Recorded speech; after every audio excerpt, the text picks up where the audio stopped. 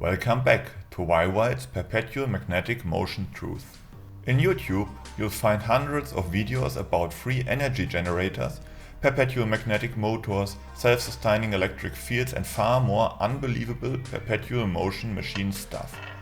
This time, we'll see what a magnetic field and gravity have in common, so that we are able to understand why perpetual motion machines generally are unable to work. Let's see.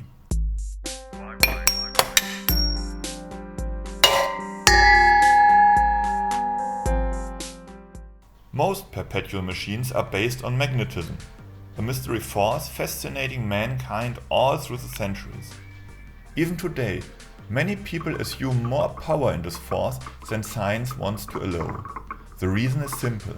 Magnetism is invisible, can being bond permanently to material, and its force seems to come out of nothing. It's a bit magic, it seems. So why wouldn't there be more magic? Like many people in the internet, I built magnetic machines by myself and thought there must be just a little bit more precise configuration to make a lame bunch of wood, plastics and magnets to a perpetual motion sensation. But to overcome this configuration thing is quite impossible, because you can see the real changes in magnetic field while putting this magnet a millimeter near to this other magnet. In the end, I gave up and started thinking about magnetism overall. Then, after a while, I recognized an obvious similarity, but have a look by yourself. On the top there's a magnet that attracts a magnetic ball made of steel or iron, for example. The ball could freely move on a pane of glass. Underneath is another ball made of marble that is held on the top of a deepening which is formed like a Gaussian function and would roll down if released. Let's see what happens when the movement of both balls starts. As expected, the marble ball follows gravity to the deepest place of the indentation, and because of its power gathered on the way down, it rolls up on the opposite side. Likewise, the steel ball rushes to the magnetic maximum, overshoots the mark, and after this it is braked to a standstill. Equally, the marble ball is also braked and then rolls back and forth. Likewise, the steel ball. We are all familiar with this process, which almost seems a bit boring. But it is like it is, and as you can see, a magnetic field acts evidently like gravity in case of using a deepening in a Gaussian curve shape. With this realization, now have a look at the same scenario, but with a third dimension added. Realize the movement of the steel ball, please. To check whether this behavior corresponds to reality, I also used a pane of glass and a magnet in the next example. I glued a strong magnet to a surface and placed a pane of glass over it. And then the steel ball comes into play. Different sizes with different behavior, but all resemble the behavior of a ball in gravity. This one is a mid-size.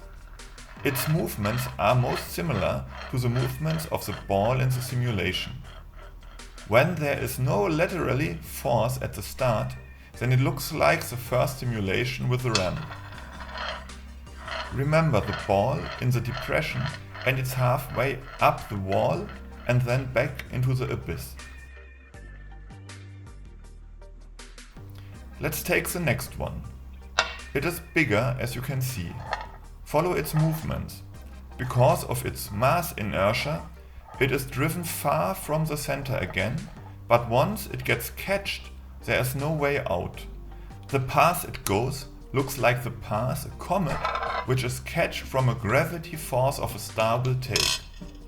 The last one, the smallest, same behavior, lowest mass inertia, and so it is not able to climb the magnetic rise so far. As a conclusion, if you watch videos about free energy generators, perpetual magnetic motors, self-sustaining electric fields and far more unbelievable perpetual motion machine stuff, keep in mind that magnetic fields behave as gravity as shown in this video. every time a magnetic object is caught in a magnetic field and was not pinned with extra energy from the beginning, it is impossible for it to overcome such a field, like it is impossible that water flows up a wall.